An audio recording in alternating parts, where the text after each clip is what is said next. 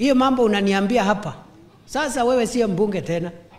Wewe ni waziri. Hiyo mambo umeniambia tunaenda kusukuma na wewe. Wewe sio mbunge wa kusema serikali hiyo, serikali ni wewe. Kwani serikali ni nani tena? We sit with you in cabinet. That is the highest decision making body of the country. Na chairman ni rais. Na mtu yake ya mkono ni mimi. So you cannot be a minister na badala usaidie wananchi kuelewa program ya serikali imefika wapi na ile imekwama, usaidie wananchi hiyo kitu ipatikane, unakuja hapa kulia, kuchochea na kulalamika. It is not possible. Ukitaka kulalamika, out.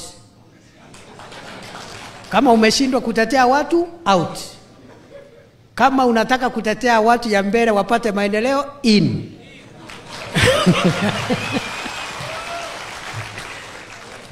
Kanana yatandwa watu. Nebuo kanatebuo. Yes, you cannot be in government and then you are speaking like the opposition. Mimi sasa ni miezi sita nimekuwa deputy president.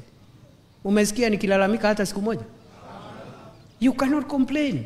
You must work hard to make sure that what is not being done is being done because it is your responsibility. Si namna hiyo? Ile barabara inakwama, unaenda, unasukuma, budget inapatikana, una remind rais hapo, anaita minister wa treasury, tunaweka kwa budget, inatengenezwa.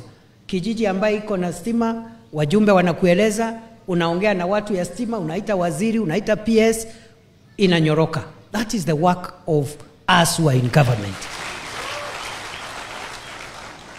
Kuna wengine walikuwa wanasema ati huyu deputy president atusikii akipingana na rais. Ni mtu ya kusema yes.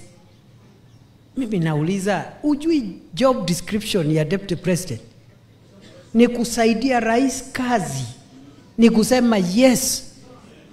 Yes. Ule ataki kusema yes atoke, aende apinge akiwa nje. Kazi ya kupiga rais ni ya upinzani. Ndio unaona wale wanapiga wakiwa nje, we have no problem with them. That is their work. But you cannot be in government na unapiga ukiwa ndani. Si namna hiyo? So sisi ni watu ya kusema yes.